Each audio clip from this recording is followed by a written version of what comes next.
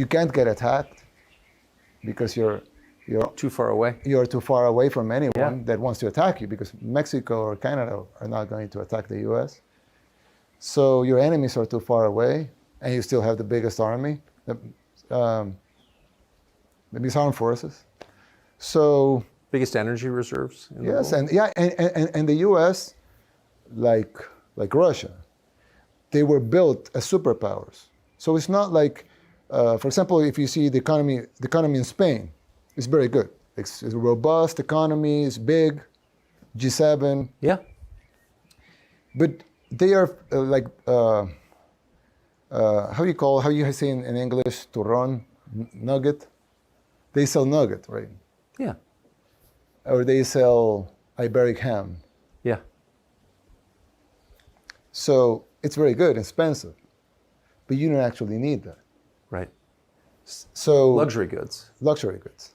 So if you sanction Spain, you'll break their economy. But if you sanction Russia, you can't break Russia, because they are built as a superpower. Yes. So they have wheat, they have energy, they have natural gas, oil. Yes. Because they were built like that. Industrial capacity. Industrial capacity, factories, workers. So the U.S. is like that too. It was built as a superpower. So you have wheat, you have corn, you have workers, you have blue-collar workers, you have trained, skilled factory workers, you have colleges, you have universities, you have a school system, you have infrastructure, you have cities, tourism, the Mississippi River. I mean, you have everything. You have ships, you have warehouses, agriculture, fertile lands. What you didn't have before you got, right? You took from Mexico or whatever. So the U.S. was built to be a superpower, right? Acquire land, acquire fertile lands, Texas was part of Mexico, but it's part of the U.S. and you have all the oil there.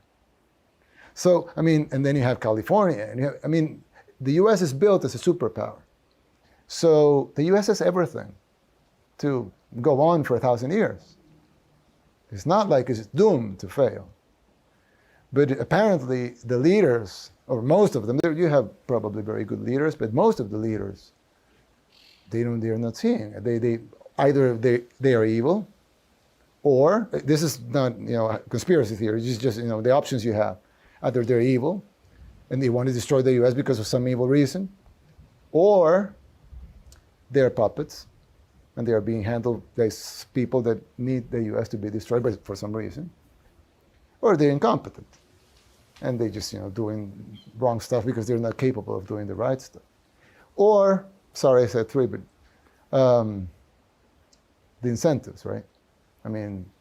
Changing a country and changing a lot of things that are badly done probably will anger some people, right? Some groups, some lobbies, some interests. If you say, okay, we're going to stop the railway that's costing us $15 billion per 600 meters, a lot of companies will be angry, a lot of, mayors. You have a system that needs to be handled.